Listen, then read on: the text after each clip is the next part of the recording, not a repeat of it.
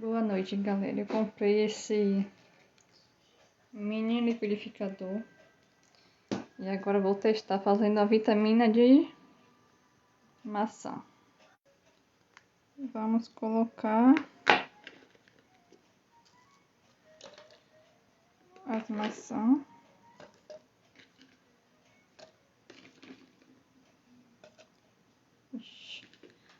Colocar muito não. Agora, essa misturinha aqui tem Neston, aveia, farinha de aveia e... como é o outro?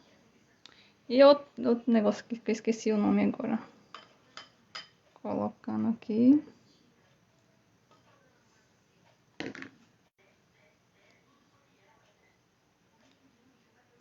Leite.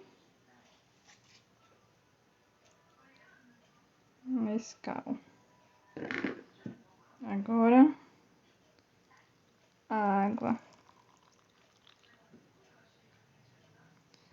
Sinceramente, estou com um pouco com medo, mas vamos lá. Para ligar ele tem que apertar 2 vezes aqui.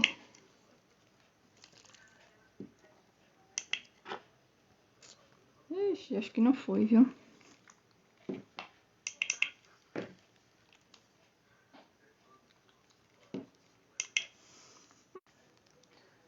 Ele teve um pouco de dificuldade aqui, porque a maçã estava muito grande, mas agora vai. Tem que virar aos poucos assim.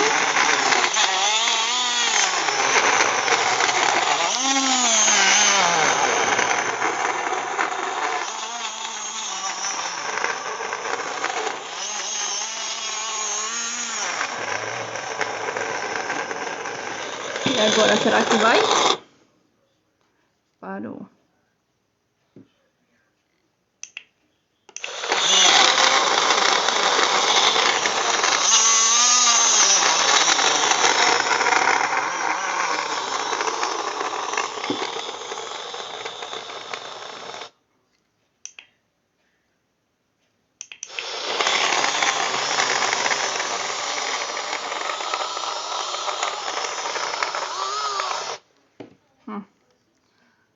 Essa porcaria acho que tá com defeito.